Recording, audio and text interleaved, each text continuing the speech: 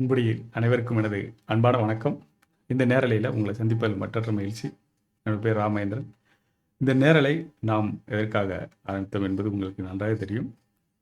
மிக முக்கியமாக அறிவு மற்றும் அனுபவ பகிர்வு அந்த முன்னெடுப்பில் இது ஒரு முக்கியமான நிகழ்வு.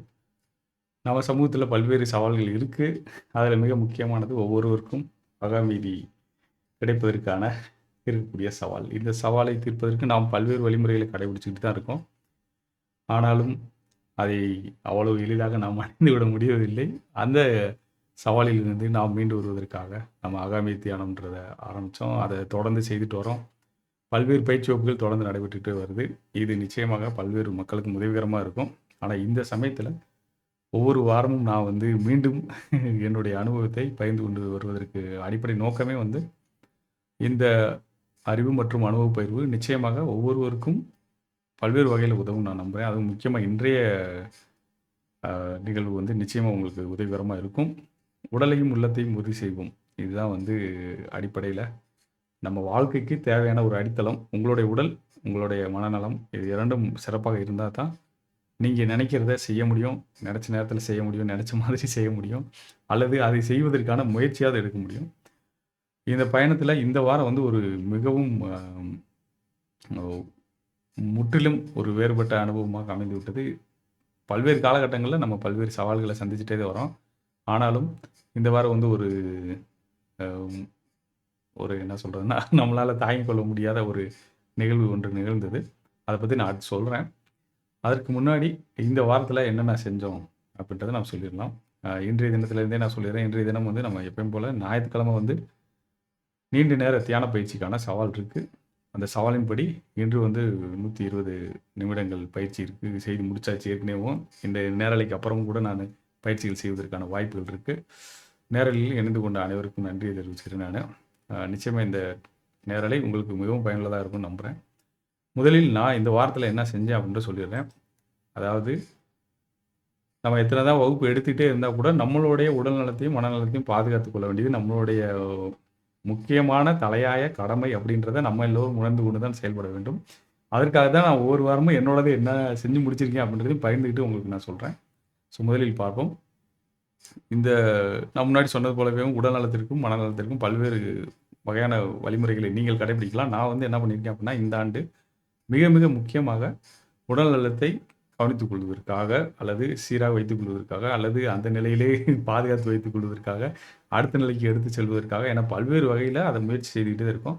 அதில் முதல் கட்டமாக சூரிய வணக்கம், அதாவது தினசரி 100 சூரிய வணக்கம் அப்படின்ற இலக்கை வச்சு 36,500 சூரிய வணக்கங்கள் நம்ம செய்யணும் அப்படின்ற இலக்கோடு தான் நான் இந்த பயணத்தை துவங்கினேன். அதில் பார்த்தோம் அப்படின்னா இதுவரைக்கும், அதாவது இன்னைக்கு வரைக்கும் அப்போ 109 நாட்கள் ஆயிருக்கு. 109 நாளில் 12,730 செட்டு சூரிய வணக்கம் பண்ணியிருக்கு. 12,730 பண்ணியிருக்கு. அதோடு சேர்த்து ரோப் ஸ்கிப்பிங், அதாவது கயிறு தாவுதல் பயிற்சியும் நான் செய்துட்டு வரேன். இதில் 27,930. இது ரெண்டும் தான் இந்த ஆண்டோடைய முக்கியமான பயிற்சிகளில் முதன்மை பயிற்சிகளாக வச்சுருக்கோம். மற்ற பயிற்சிகள் அனைத்தும் நடைப்பயிற்சி மற்றதெல்லாம் செய்வோம். ஆனாலும் இலக்கு வச்சுருக்குது இந்த 2 தான் அடிப்படையாக வச்சுருக்கு. நீங்களும் அது போல் உருவாக்கிங்க. 36,500 இரண்டுக்கும் இதுதான் போயிட்டுருக்கு. இதில் ஒரு வித்தியாசமான நிகழ்வு நடந்துருச்சு. நீங்கள் பார்த்துருக்கலாம். அதாவது என்ன அப்படின்னா, ஒரு நாள் இதில் செய்ய முடியாமல் போயிருக்கு. 16ஆம் தேதி. அதை பற்றி தான் இன்றைக்கி நான் விளக்க போகிறேன். அது அப்புறம் நான் சொல்கிறேன். அது நேரடியாக என்னோட லைஃபோடையும் தொடர்பு இருக்குது. அதோடு சேர்த்து அந்த நாள் செய்ய முடியாமல் போயிருக்கு. இப்போ இத்தனை நாள் இன்னைக்கு 9னா 107வது நாள் மட்டும் செய்ய முடியாமல் போச்சு. ஆனாலும் அன்றைய தினம் நம்ம நிப்பாட்டக்கூடாதுன்றதுனால நான் அதாவது ரோப் ஸ்கிப்பிங் மட்டுமா பண்ணிட்டு தான் அன்றைய தினத்தை நான் நிறைவு செய்தேன். அது ஏறக்குறைய நாளை முடிய போகிறனால மிட் நைட் பக்கத்தில் செஞ்சுட்டு முடித்தோம். சரி, அதுக்கான காரணம் என்னன்றது நான் சொல்லிடுறேன். சரி, இது உடல் நலத்துக்கு, அதாவது சூரிய வணக்கம் நம்ம தினசரி 100 அப்படின்ற கணக்கில் வச்சு போயிட்டுருக்கு. ஆனால் 120 ஆவரேஜாக பண்ணிகிட்டே வந்துகிட்டே இருக்கேன். அதை நீங்கள் பார்க்கலாம். அதுக்கப்புறம் ரோப் ஸ்கிப்பிங் 100 போயிருக்கோம். அது 300, 250, அப்படி இப்போ 300 ஆவரேஜாக போயிட்டே இருக்கும். ஸோ அதனால் 36,500 செய்து முடிப்பது விரைவில் நிறைவு செய்யப்படும் நம்புகிறேன் நான். அப்புறம் மனநலத்திற்கு மிக அடிப்படையில் நம்ம 2 விஷயத்தை வச்சுருக்கோம். சிறப்பான உறக்கம், அதாவது தூக்கம் கண்டிப்பாக தேவை. தினசரி 7.5 மணி நேரம் வச்சுருக்கோம். அதோடு சேர்த்து மெடிடேஷன் தான் அடிப்படை.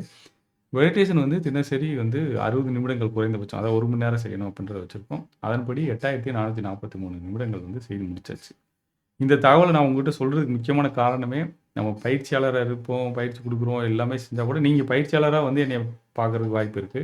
ஆனா உண்மையிலேயே இவர் வாழ்க்கையில கடைபிடிப்பாரா? அப்படின்றது ஒரு கேள்வி எல்லாருக்குமே இருக்க தான் செய்யும்.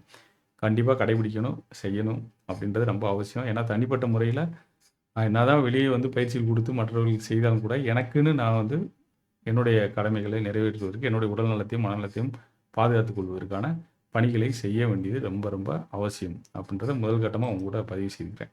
இத எல்லோருமே கடைபிடிக்க வேண்டும் என்ற வேண்டுகோளையும் வச்சுக்கிறேன். ஏன் அந்த நாள் வந்து செய்ய முடியாம போச்சு அப்படின்றதுக்கான அதனால தான் நான் சொன்னேன்.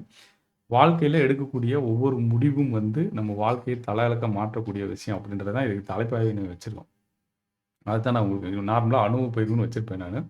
இருந்தாலும் நமது முடிவுகள் நமது வாழ்க்கையை மாற்றி அமைக்கக்கூடிய வல்லமை நிறைந்தவை அப்படின்றத இன்னைக்கு சொல்றோம். அந்த நாள் என்ன நடந்தது அப்படின்னா, அதுக்கு மொத நாள்ல இருந்து தான் அதுக்கு விஷயம் தெரிய வருது. காலையில எப்பயும் போல என்னுடைய வகுப்புகள் முடிச்சுட்டு, அதாவது புதன்கிழமை காலையில தியான வகுப்பு முடிச்சுட்டு நான் வர்றேன். எனக்கு ஒரு மெசேஜ் வருது. மெசேஜ்னா எங்களோட குரூப்ல காலையிலேயும் அதாவது காலேஜ் ஃப்ரெண்ட்ஸ் குரூப்ல காலையிலேயே நெறைய மெசேஜஸ் இருக்கு. நார்மலா அந்த மாரி வர்றதுக்கு வாய்ப்பே கிடையாது. கூடி கூடி போனா 4, 5 மெசேஜ் தான் இருக்கும். அன்னைக்கு என்னடா இவ்வளோ அதிகமான மெசேஜஸ் இருக்கு அப்படின்னு பார்த்தோம்னா, ஒரு ஷாக்கிங்கான நியூஸு. எங்களுடைய கல்லூரி நண்பர் அ கூட படிச்சவரு. அவரு வந்து தவறிட்டார், இறந்து விட்டார் அப்படின்னா, இயற்கை விட்டார் அப்படின்னு சொல்லி தகவல் வருது. யாராலயுமே நம்ப முடியல. அ அப்ப அத பத்தி அடுத்து என்ன ஏது பார்க்குறப்ப, எங்க ஊருக்கு பக்கத்தில தான் அவங்களும் இருக்காங்க. அதாவது அவங்களுடைய அவர் திருமணம் செய்த பெண் வந்து எங்க ஊருக்கு பக்கத்து ஊரு. ஸோ, அப்ப அவங்க அண்ணன்ட்ட நான் வந்து பேசுறேன். ஏன்னா நேரடியா அவங்கட்ட பேசுறதுக்கு வாய்ப்பு இருக்குமா என்னன்னு தெரியல. அதனால அண்ணன்ட்ட பேசிட்டு விஷயம் தெரிஞ்சுட்டோம். அவங்க அண்ணன் அப்பதான் வந்து அ இங்கேருந்து கிளம்பி அவங்க இருக்கிற இடத்துக்கு பயணிக்கிறார். பயணித்து வரும்பொழுது அப்ப தகவல் கிடைக்குது. அப்ப போயிட்டு இன்னைக்கு இரவுக்குள்ள மீண்டும் வந்து தமிழ்நாட்டுக்கு கொண்டு வந்துருவாங்க அப்படின்னு சொல்லி தெரியுது. வந்துட்டாங்க. அடுத்த நாள் நம்ம போறோம். அன்னைக்கு காலையில ஒரு 3 மணிலேருந்து நான் கிளம்பி போயிட்டு வந்து முடிச்சு, அன்னைக்கு அந்த நாள் செய்ய முடியாம போச்சு. ஆனா இதில ஒரு முக்கியமான விஷயம் என்ன அப்படின்னா, இது ஒரு சாதாரண ஒரு பிரச்சனையான மாதிரி அவருக்கு தோணியிருக்கு. அந்த நிகழ்வு நடந்தப்ப.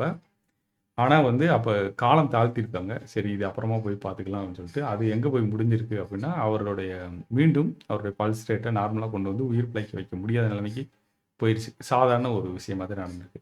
அதுல ரொம்ப முக்கியமான விஷயம் அப்படின்னா, எனக்கு பர்சனலா கனெக்ட் ஆனது அப்படின்னு சொல்லி பார்த்தீங்கன்னா, அதே போல 2 வாரத்துக்கு முன்னாடி எனக்கு நடந்தது. அப்படியே எக்ஸாக்ட்டா அவருக்கு என்ன நடந்ததோ, அதுதான் நடந்தது.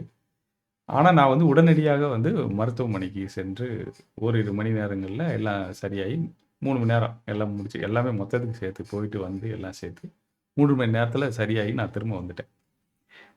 ஆனா, அந்த முடிவ அவங்க எடுக்காம காலதாமதம் பண்ணியது. அதாவது சில விஷயம் நமக்கு தெரியும். நம்ம உடல்ல என்ன நடக்குது? நான் எதுக்கு இத திரும்ப திரும்ப எல்லோர்ட்டயும் உடல்நலம், மனநலத்த திரும்ப திரும்ப சொல்றோம் அப்டின்னா, நம்ம அத வந்து கிராண்டடா எடுத்துக்கிறோம். எல்லாமே இருக்கு. எப்ப வேணாலும் நம்ம என்ன வேணாலும் பண்ணிக்கலாம் அப்டின்னு சொல்லிட்டு. ஆனா உண்ம அது கிடையாது. கரெக்ட்டா அவருக்கு நடந்த 2 வாரத்துக்கு முன்னாடி, அவருக்கு என்னென்ன சிம்ப்டம்ஸ் இருக்குன்னு சொன்னாங்களோ, அதே தான் எனக்கு நடந்தது. ஆனா, நான் உடனேவும் மருத்துவமனைக்கு போயிட்டு, ஒரு 2 மணி நேரத்தில வீட்டுக்கு திரும்பி வந்துட்டேன். அடுத்த நாள் நான் நார்மலா ரொட்டீனா போயிட்டுருக்கேன். ஆனா, அவரு நான் கொஞ்சம் நான் நார்மலா உட்காந்து பேசிட்டு இருந்தேன். ஆனா, பட் அது என்னோட பாடிக்கு அப்நார்மலா தெரிஞ்சதுனால, நான் கண்டிப்பா மருத்துவமனைக்கு போணும். என்ன செக் பண்ணணும் அப்படின்னு சொல்றதுக்காக நான் போயிட்டேன். ஆனா, அவங்க போகாம விட்டு 6 மணிக்கு மேல போய்க்கலாம், 6:30க்கு மேல போய்க்கலாம் அப்படின்னு கொஞ்சம் காலதாமதம் பண்ணதுனால, மிகப்பெரிய இழப்பு. அந்த குடும்பம் எப்படி வந்து இப்ப அதிலேருந்து மீண்டு வரும்ன்றது தெரியல. இன்னும் ஒரு 3 நாள் கூட ஆகல. 4 நாள் தான் ஆயிருக்கா? இப்போ வியாழன், வெள்ளி, இன்னைக்கு ஞாயித்துக்கிழமை. ஸோ 3 நாள் இடையில முடிஞ்சிருக்கு. இப்போ எல்லாரும் பேக் எண்ட்ல எல்லாரும் என்னென்னமோ பேசிட்டு இருக்கோம். என்ன செய்றது? ஏது செய்றதுன்னு சொல்லி பேசிட்டு இருக்கோம். இப்ப தான் அவங்க குழந்தை முதல் குழந்தையே வந்து இப்ப பள்ளி முடிக்க நிலைமைக்கு வர்றான். அதுதான். இப்ப இதுல குடும்பத்தோட சூழல் எல்லாத்தையும் யோசித்து பார்த்தோம் அப்படின்னா, மிகப்பெரியான சவாலான சூழ்நிலையா போகுது. இன்னும் நேரடியா பார்த்து நெறைய விஷயங்கள் தெரிஞ்சுக்கிட்டு தான் அதுக்கப்புறம் நம்ம எதுவும் செய்ய முடியும். ஸோ இந்த நிகழ்வு வந்து இது போல நிகழ்வு நெறைய நடந்துகிட்டே இருக்கு. வாழ்க்கையில நான் நெறைய மக்கள் சந்திச்சுட்டே இருக்கேன். இருந்தாலும் இன்றைய தினம் நான் அத சொல்லுவதற்கு காரணமே என்ன அப்டின்னா, இதெல்லாம் ஒரு அனுபவ பகிர்வு தேவையா? கண்டிப்பா உடல்நலத்த எல்லாரும் அவங்கவங்களுக்கு தெரியாதா? பார்த்துக்குருவாங்க அப்படின்னு சில சமயம் நமக்கே கூட தோணும். சொல்லணுமா? அப்படின்னு தோணும். ஆனா என்ன அப்டின்னா, அந்த ஒரே ஒரு விஷயம் நேரடியா என்னோட வாழ்க்கையிலும் கனெக்ட் ஆயிருக்கு. 2 வாரத்துக்கு முன்னாடி அதே நிகழ்வு தான் எனக்கும் நடந்துச்சு. ஆனா போய் நான் இன்னைக்கு வந்து உங்க கூட பேசிட்டு இருக்கேன். ஆனா, அவர் அந்த ஒரு 3 மணி நேரம் டிலே பண்ணது என்ன ஆச்சு அப்டின்னா, திரும்ப ரெக்கவர் பண்ண முடியாம போயிட்டு, இன்னைக்கு ஃபேமிலி வந்து அவர் எழுந்துருச்சு. யாருனாலயும் நம்ப முடியல. அவங்க சொந்த பந்தம், உறவினர்கள் யாருமே அத வந்து நம்ப முடியாத ஒரு சூழ்நிலையில போய் விட்டுருச்சு. இது போல பல்வேறு நிகழ்வுகள் என்னோட வாழ்க்கையில நான் நெறையா இறப்புகள், நெறையா மக்கள சந்திச்சு வந்திருந்தா கூட, இது ஒரு மிகப்பெரிய ஒரு அனுபவமா வந்து சேர்ந்துச்சு இந்த வாரத்தில. ஆகையால அன்று ஒரு நாள் வந்து பயிற்சி செய்வதற்கு நேரமே இல்ல. காலையில 2:15க்கு கிளம்பி போனோம். 2:15க்கு 2:30க்கு எந்திரிச்சு கிளம்பி போனேன். டிராவல் டைமே அவ்வளோ இருக்கு. போயிட்டு முடிச்சுட்டு அங்க 3 மணிக்கு தான் அன்னைக்கு நாங்க போய் அந்த எரியூட்டும் இதில நிக்கிறோம். ஒரு ஏற்கனவே ஒரு உடல் எரிச்சிட்டு இருக்காங்க. அதுக்கடுத்து 1 வெயிட்டிங்ல இருக்கு. அதுக்கடுத்து நாங்க போறோம். அதுக்கடுத்து 2 பேர் வந்திருக்காங்க. ஸோ அந்த ஸ்பேன் டைம் நான் அங்க நின்றிருந்த டயத்துல ஏறக்குறைய அன்னைக்கு 5, 6 மணி நேரம் நின்னுட்டே தான் இருந்தோம். அந்த டயத்துக்குள்ள இவ்வளோ நடந்திருக்கு. ஸோ அன்றைய தினம் நம்ம பெற்ற அனுபவம் அப்படின்றது வந்து அத சொல்ல முடியாது. இது ஒரு காணொளியில சொல்லக்கூடிய விஷயமும் கிடையாது. அந்த இளைய பையன்லாம் அவன் வந்து அங்க நடந்துக்கிட்ட விஷயங்கள்லாம் பார்க்குறப்ப, அதான் என்ன நடந்துருச்சுன்னு தெரிஞ்சுச்சு. அப்பா இல்லன்னு தெரிஞ்சிருச்சு. ஆனா அதுக்கான அந்த அந்த உணர்வுகள் சொல்லுவோம்ல, இழந்ததுக்கான உணர்வுகள் அது எல்லாம் இல்லாம நெறைய கேள்விகளா எங்ககிட்ட கேட்டுக்கிட்டே இருந்தான் அந்த பையன். அதுக்கான பதில் எல்லாம் சொல்லிட்டு முடிச்சுட்டு, ஏறக்குறைய ஈவினிங் கிளம்பி வந்துட்டு, வர்றப்ப அப்படியே தங்கச்சி பசங்கள பார்த்துட்டு, அவங்களுக்கு அன்னைக்கு தான் எக்ஸாம் முடிஞ்சு 16ஆம் தேதி. அத கூப்பிட்டுட்டு அப்படியே நான் வரேன். ஸோ இந்த பயணம் ஒரு ஏறக்குறைய நான் வந்து சேர்றதுக்கு திரும்ப 11 மணிக்கு மேல ஆயிருச்சு. அதுக்கப்புறம் வந்து ஒரு 300 ஸ்கிப்பிங் மட்டும் பண்ணிட்டு அன்னைக்கு நான் படுத்தாச்சு. ஆனா இது திரும்ப திரும்ப என் போயிட்டே இருக்கக்கூடிய விஷயம் என்னன்னா, என்னதான் சொன்னாலும் அதாவது நீங்க மட்டும் இல்ல. இப்ப நீங்க காணொளியில பார்க்குறவங்க மட்டும் கிடையாது. இல்ல நேரலையில இருக்கிறவங்க மட்டும் கிடையாது. இதுக்கப்புறம் இந்த காணொளிய பார்க்க போறவங்க மட்டும் கிடையாது. குடும்பத்தில் இருப்பவர்கள்ட்டயே நம்ம சொன்னோம் அப்படின்னா, உடல் நலத்துக்காக ஒரு ஒரு 1/2 மணி நேரம் ஒதுக்குங்க. அப்படி நடந்தாவது போயிட்டு வாங்க. கொஞ்சம் அதாவது இதயத்தை வந்து சீர் செய்வதற்கு ஒரு நடைப்பயிற்சி மிகப்பெரிய அளவுல உதவிகரமா இருக்கும். உணவுகள்ல வந்து கவனம் செலுத்துங்க. பழங்கள் வாங்கி சாப்பிடுங்க. கொஞ்சம் ஃபிட்னஸ்க்கு ஏதாவது செய்யுங்க அப்படின்னு சொன்னோம் அப்படின்னா, எல்லாருக்குமே வெறுப்பு தான் வருது. அதாவது அது ஏதோ தீண்டத்தகாத செயல் மாரி பார்க்குறாங்க. உங்களுடைய உடல் சிறப்பா இல்ல, சீரா இல்ல. மனநலம் சிறப்பாக, சீராக இல்லை என்றால், அது வந்து உங்களை மட்டும் இல்ல. உங்களோட குடும்பம், இந்த சமூகம் எல்லாத்தையுமே பாதிக்க போகுது அப்படின்றதுல எந்த மாற்று கருத்தும் உங்களுக்கு தேவையில்லை. இது நடந்துக்கிட்டே தான் இருக்கு. உலகம் முழுவதும் பல்வேறு மக்கள் இந்த சவால்கள சந்திச்சுட்டு வராங்க. அதாவது சூழ்நிலை காரணமாக உங்களால எதுவும் செய்ய முடியாம போவது இருப்பது வேற விஷயம். ஆனா, நீங்கள் எல்லாம் இருந்தும் அதில கவனம் செலுத்தாம போனீங்க அப்படின்னா, நிச்சயமாக அது மிகப்பெரிய தவறு தான். ஆகையால் அதனால பாதிக்கப்பட போறது நீங்க மட்டும் கிடையாது. அதான் இதுல வந்து முக்கியமான விஷயம். அதாவது இதுல நல்ல கவனத்த எடுத்துக்கங்கன்ற வேண்டுகோள நான் மீண்டும் மீண்டும் வச்சுக்கிறேன். நீங்க பயிற்சி செய்யுங்க. ஏதாவது ஒரு பயிற்சி. நடைப்பயிற்சியா இருக்கலாம், அல்லது ஓடலாம், இல்ல வந்து நீங்க ஏதாவது சிலம்ப பயிற்சி செய்யலாம், சைக்கிளிங் போலாம், நீச்சல் போலாம். எனிதிங் ஏதாவது ஒரு உடற்பயிற்சி நீங்க தொடர்ந்து செய்யுங்க. இப்ப பாருங்க, வீட்டுக்குள்ள வெளிய போ முடியாது அப்படின்றவங்க, வீட்டுக்குள்ளே இருந்து செய்யக்கூடிய பயிற்சிகள் இருக்கு. ஸ்ட்ரெச்சிங் எக்சர்சைஸ்லாம் நெறைய பண்ணலாம். ஃபுல் பாடி ஒர்க் அவுட்லாம் நாங்க தினசரி பண்றோம். எப்படியும் அதுவே வந்து குறைந்தபட்சம் 20 நிமிஷம் போகும். அப்படி இருக்கும். அப்ப நீங்க அதெல்லாம் செய்யலாம். ஒரு 90 நிமிடம், 1 மணி நேரம் அவ்வளோ இல்லாட்டி கூட 40 நிமிடமாவது நீங்க ஒதுக்கலாம். நடைப்பயிற்சியே போதுமானது. நீங்க செய்தீங்கன்னா மிகப்பெரிய அளவுல உதவிகரமா இருக்கும். அது கூட சேர்ந்து உணவுலயும் கவனம் செலுத்துங்க அப்படின்ற வேண்டுகோளை மீண்டும் மீண்டும் வச்சுக்கிறேன். இப்ப இதோடைய அடுத்த கட்டமா மன அமைதி. இது ரொம்ப முக்கியம். அ அதுல ஒரு அனுபவத்த நான் பகிர்ந்துக்கிறேன். போன பயிற்சி வகுப்புல கலந்து கொண்டவர்கள் பயிற்சியில் இருக்கும் பொழுதே அவங்க வந்து பயிற்சியில தூங்கிட்டாங்களா அப்படின்னு தூங்கிட்டாங்கன்னு சொன்னாங்க. எங்களுக்கு அது தெரியல. அது வந்து அதுக்கப்புறம் வந்து கான்டாக்ட் பண்ணாங்க. அடுத்த நாள் அதாவது பயிற்சி முடித்த பிறகு அவர்களாக பயிற்சி செய்து பார்ப்பதற்காக ஒரு பயிற்சி செய்யப்பட்ட பயிற்சியும் நம்ம குடுக்குறோம். அத அக்சஸ் குடுக்குறப்ப அவங்க அதுல ஒலி செய்தி அனுப்பியிருந்தாங்க. அந்த அந்த பயிற்சி எவ்வளோ தூரம் பயனுள்ளதா அவங்களுக்கு இருந்தது அப்படின்னு. நம்ம அந்த விஷயங்கள எதையும் வெளியிடுறது இல்ல. ஏன்னா, அது ஒவ்வொரு தனிப்பட்ட மனிதருடைய வாழ்வியலை மேம்படுத்துவதற்கான இது முயற்சி அப்படின்றதுனால, அவர்கள் மூலமாக அவர்கள் குடும்பத்திற்கும், இந்த சமூகத்துக்கும் நல்ல மாற்றம் வரும்ன்றனால எல்லா தகவலையும் நம்ம வெளியிடுறது இல்ல. இருந்தாலும் அந்த பயிற்சி அனுபவத்தை அவங்க பகிர்ந்திருந்தாங்க. இதில பலருக்கு வந்து சந்தேகம் இருக்கும். "ஏங்கப்பா நான் தியான வகுப்பு போனேன், நான் தூங்கிட்டேன்" அப்படின்னு சொல்லி ஒரு ஆச்சரியமா இருக்கும். எப்படி இது நடந்துச்சு அப்படின்னு. அவங்களுக்கே தெரியாது. சுத்தமா தெரியாது. அவங்க தூங்கியிருப்பாங்க கம்ப்ளீட்டா. வகுப்பே முடிஞ்சு எப்பயாவது அவங்க ரிகவர் ஆகி அதுக்கப்புறம் வந்த பிறகு தான் அவங்களுக்கே தெரியும். இதுபோல பல்வேறு மக்களுக்கு இந்த நிகழ்வு நடந்து கொண்டே இருக்கும். அதில என்ன காரணம் அப்படின்னு பார்த்தீங்கன்னா, நீங்க நெறைய நாள் படுத்திருப்பீங்க. ஆனா, முழுவதுமா உங்களுடைய உடல் ஓய்வே அடைஞ்சிருக்காது. தியானம் செய்யும்பொழுது முதல் கட்டமாக நீங்க அடையக்கூடிய ஒரு முக்கியமான நேரடி பலன் என்னன்னா, நல்லா தூக்கம் வருது. அது நடக்குது. அது நடந்ததுன்னா விட்டுருங்க. நல்லா தூங்கி ஓய்வு எடுத்துக்கங்க. அதுக்கப்புறம் மனம் வந்து ஓய்வு இல்லாமல் இருக்கு அப்படின்னா, அந்த பயிற்சி செய்யும்பொழுது, மனமும் ஓய்வெடுவதற்கு வாய்ப்பு கிடைக்கும். அப்ப நல்லா தூக்கம் வரும். நல்லா தூங்கலாம். இது 2ம் சீராயிருச்சு அப்படின்னா, உங்களுக்கு முழு விழிப்பு நிலைக்கு போவீங்க. அதாவது தூக்கமே வராத ஒரு சூழ்நிலைக்கு போவீங்க. ஐயோ! எனக்கு கொஞ்ச நேரம் தூங்குனாலே முழுவதுமா அப்படியே ஃபுல் எனர்ஜியோட இருக்கு அப்படின்னு போகும். அதுக்கப்புறம் தான் நீங்க நார்மல் சைக்கிள்க்கு வருவீங்க. அதாவது ஒரு முதலில் உங்களுக்கு தேவையான ஓய்வெல்லாம் அடைஞ்சு நல்லா தூங்கி எல்லாம் உடல் நல்லா ஓய்வெடுத்த பிறகு, மனதில் இருக்கக்கூடிய எண்ண ஓட்டங்கள் குறைந்து நல்ல ஓய்வு அடைஞ்ச பிறகு, அதுக்கப்புறம் ஓய்வே தேவைப்படாத நிலை அளவுக்கு போய், அதுக்கப்புறம் தான் நீங்க ஒரு நார்மல் சைக்கிள் வருவீங்க. அதனால் பயிற்சி செய்யும் பொழுது இதுபோல நிகழ்வுகள் வந்து இயல்பானது தான். அ அவங்க பகிர்ந்து கொண்டிருந்த அனுபவத்த நான் இங்க பகிர்ந்து கொள்ள முடியாது. இருந்தாலும் வந்து அதில இருந்து ஒரு சின்ன விஷயத்த மட்டும் நான் உங்களுக்கு சொல்றேன். அதனால நீங்க எப்பயுமே தியானம் செய்யும்பொழுது எனக்கு தூக்கம் தூக்கமா வருதுன்னா, நீங்க கவலைப்பட தேவையில்ல. ஆக்சுவலா நீங்க தூக்கம் தான் வரும். ஒண்ணும் பிரச்சனை இல்ல. தூங்குங்க. தூங்கிட்டீங்கன்னா, அதுபோல பல நாட்கள் நிகழ்ந்து அப்படி தூங்கிட்டீங்கன்னா, முழுவதுமா தூங்கிட்டீங்கன்னா, இன்னும் நீங்க தூங்காம இருந்த தூக்கம்லாம் தீர்ந்த பிறகு, அதுக்கு பிறகு நல்ல ஒரு விழிப்பு நிலையில் எப்பொழுதும் பயிற்சி செய்யும்பொழுது நீங்கள் இருக்க முடியும். அது வந்து மிகப்பெரிய அளவுல உதவிகரமா இருக்கும். அதனால தான் நான் சொல்லுவேன் சில பேர்கிட்ட, நீங்க தூக்கமே வரலன்னா, தூங்க போறதுக்கு முன்னாடி இயல்பான சுவாச காற்றை கவனிச்சுட்டு அப்படியே படுத்துருங்க. கொஞ்ச நேரத்தில நீங்க தூங்கிருவீங்க. தூங்கிட்டீங்கன்னா, அடுத்த நாள் காலையில எந்திரிச்சு நீங்க திரும்ப பயிற்சி செய்துக்கலாம் அப்படின்னு சொல்லுவோம். ஆகையால் மக்களிடம் மீண்டும், மீண்டும் என்னுடைய வேண்டுகோள் என்ன அப்டின்னா, நீங்க எடுக்கக்கூடிய ஒரு சிறிய முடிவு சிறிய முடிவு. சின்னதா இருக்கலாம் உங்களுக்கு.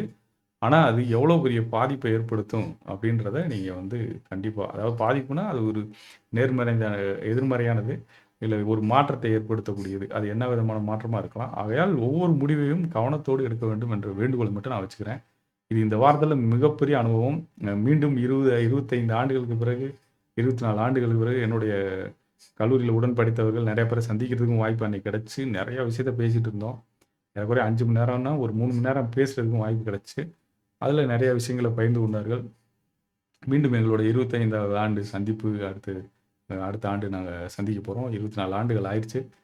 இப்ப இந்த அனுபவம் நிச்சயமாக நான் அத அப்படியே எளிதா ரொம்ப வலி இல்லாம உங்களுக்கு சொல்லியிருக்கேன். ஆனா, அதுக்கு பின்னாடி இருக்க வலி நீங்க அந்த காலத்துல, அந்த நாள் அங்க கூட இருந்தீங்கன்னா தான் தெரியும். அவ்வளவு ஒவ்வொருத்தருக்கும் அவ்வளோ பெயின். அத வந்து நீங்க வெளிய சொல்லிக்கிறவே முடியாது.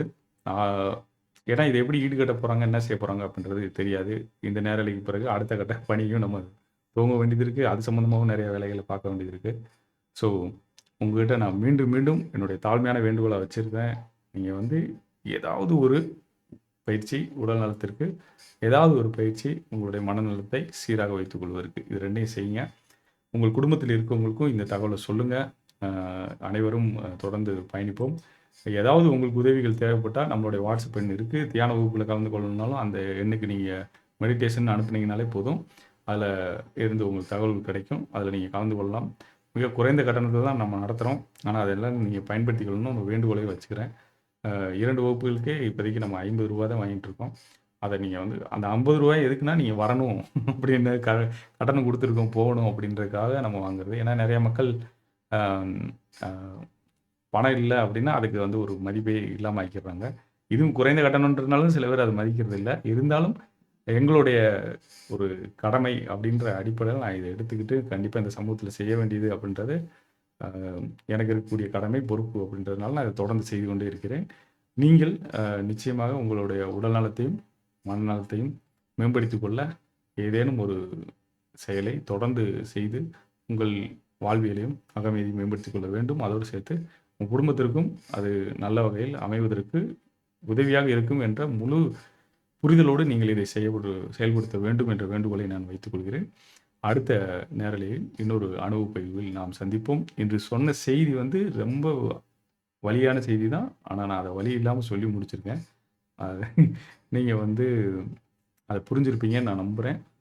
ஆகையால் இத சிறப்பா செயல்படுத்த வேண்டும் என்ற வேண்டுகோளையும் வைத்துக்கொண்டு, அடுத்த நேரலில் உங்களை சந்திக்கிறேன். அதுவரை அன்புடன் ராமேந்திரன். நன்றி. வணக்கம்.